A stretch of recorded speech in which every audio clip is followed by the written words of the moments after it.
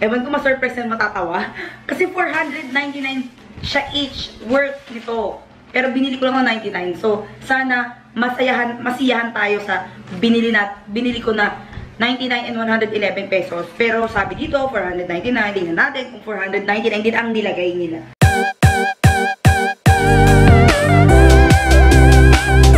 Hi guys, it's me again, Hazel. Welcome back to my channel. So guys, ang vlog natin today is about dun sa mga na-shopping ko dun sa 11/11 na sale. So, ang daming sale nung 11/11, November 11. So, meron sa Shopee, Lazada, may mga stores na naka-sale din kasabay niya. So, sobrang daming sale. And alam niyo na, pag sale, dapat nakakabili tayo. Pero, alam niyo guys, to be honest, mas okay akong mamili. Parang mas okay para sa akin mamili nang hindi nakaganon mega sale. Kasi, para kasing napipilitan kang bumili ng mga items na nakikita mong naka-sale. So, parang, para sa akin, feeling ko hindi worth it. So, parang mas okay sa akin na parang regular day lang, tapos dun ako mamimili. Kasi meron namang mga items na naka-sale kahit regular day. Pero kung meron kayong mga target items na nagsisale lang siya kapag yung mga ganun mga big na event na mga sale is, syempre go for it. Basta siguro mas maganda yung meron na lang kayong listahan ng mga products or mga items or mga brands na gusto nyong bilhan. Na kunyari hindi nyo mabili siya pag hindi naka-sale or parang hindi nyo naman kailangan pero pag naka-sale, okay, nabilhin nyo. Siguro gano'n, parang para sa akin, mas wise kung bumili ka nang nililista mo yung mga products na yon. Pero, kasi, meron akong mga products na target last time, pero hindi naman talaga parang product siya. So, kasi may mga nagre-request sa akin ng mystery box. So, nakita ko dun sa mga, parang yung early sale ng Shopee, dun sa na meron silang mga mystery box na naka-sale. So, dumating na sila. Actually, ilang araw na sila dumating. Ngayon lang ako. So, mystery box na hindi na siya naka-box kasi sobrang sale. Ito ay 99 pesos lang. Pero, ang sabi kasi dito, siya ay 499. Naka-sale lang ng 99. So, check natin kung worth it ang 99 pesos ko. Pero, dapat kasi 499 ang worth ito. So, ito namang isa is 499 din. Pero, binili ko lang siya ng 111 pesos sa Shopee. Tapos, free shipping pa. So, another Shopee is itong mga products na ito. So, itong lahat is makikita nyo is from NYX. Nakalagay dito. Lahat to is from NYX na nasa Shopee Mall ko binili. Na ito kasi, sobrang sale talaga. Kaya talagang makeup, lagi naman natin ginagamit. Lagi ko naman ginagamit. So, might as well, kuhanin ko na kasi sale siya. So, let's start. Mag-unbox na tayo. Guys, alam nyo, kinakabahan ako. Kasi, alam nyo, nasasalat ko na talaga kung ano yung laman nito. Pero kasi, gusto ko pa rin ma-surprise. Sana ma-surprise tayo. Ma-surprise in a good way. Kasi parang, ewan ko, ma-surprise na matatawa. Kasi 499 siya each worth nito. Pero binili ko lang ng 99. So, sana masiyahan tayo sa binili ko na 99 and 111 pesos. Pero sabi dito, 499. Tingnan natin kung 499 din ang nilagay nila. So, mag-start tayo dito sa 99 pesos. By the way, si Monkey King yata is parang mga clothing siya, parang fashion shop. So, buksan na natin.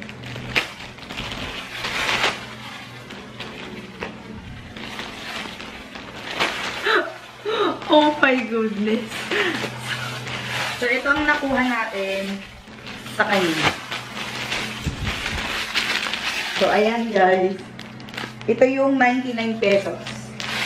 So, ito ay isang fake na Nike na shirt.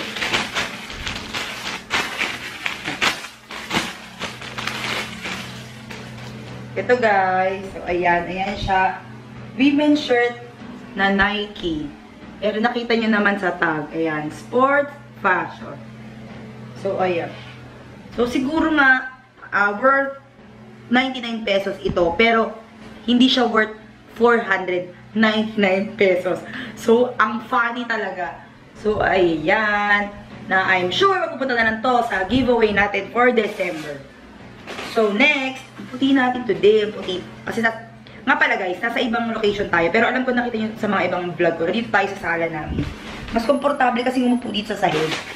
So, next natin is from Franco Fashion na 499 daw, pero 111 ko na lang nabili. So, tingnan natin kung worth 499 ba to o 111 lang din ang worth niya. Masasalat ko na kung ano siya. So, ang una ay isang plain na cup. So, most likely, batang Divisoria kasi ako. Batang Tondo kasi ako. So, alam ko yung, dami kong tigyaw. So, alam ko yung presyo ng mga ganito. Itong cup na to, kapag bumili ka ng isa-isang piraso, probably is worth 50 pesos. So, 50 pesos to, kung wholesale mo to bibilin, 35 pesos lang ito. So, 50 pesos. Next product natin is, so, dalawa lang pala ang laman niya.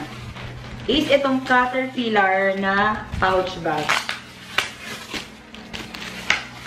Asling bag siya.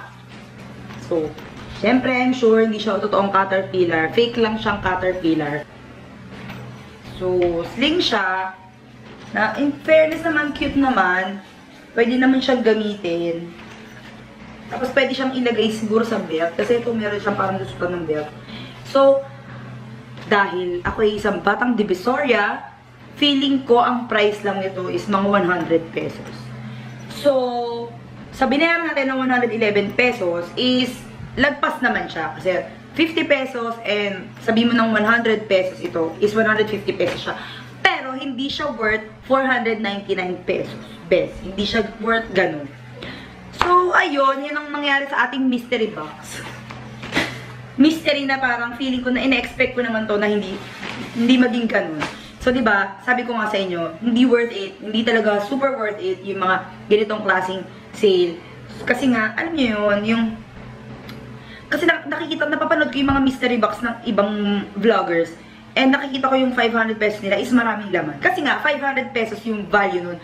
Pero kasi, ba't ka pa nag-sale kung hindi rin naman 499 pesos yung value ng ilalagay mo? Which is 99 pesos, pero 99 pesos din talaga yung nilagay mo. So, di ba? Pero ba't nakalagay pa siya sa sale? So, sana hindi niya lang nilagay na sale at sinabi na lang na 99 pesos worth na mystery box. Di ba? So, ayun. Punta na tayo dito sa masisihan ako kasi ito talaga super worth ito. So, ito ay isang NYX haul. Kasi puro NYX lang ang laman ito. Na nabili ko lahat-lahat. Bili ko siya ng 1,000 plus eh. Parang 1,300. Ayan. 156 pesos na lang. Tapos, yan guys, 69 pesos. This is 120 pesos. NYX Bright Idea na illuminating stick. Ito siya guys. Ayan. Ito siya. So, yan. Ang color niya is Sun Kiss Crush na 156 pesos lang. 270 pesos, tatlo na. So, di ba? Less than 100 pesos ang isa, tapos NYX ang brand. So, murang-mura na yun. Guys, 120 pesos. Yan, yung dalawang foundation na yan is 192 pesos. Ang isa. So, diba? Ang mura. Pero, parang watery siya. Hindi ko alam. Kaya naririnig ko parang tubig.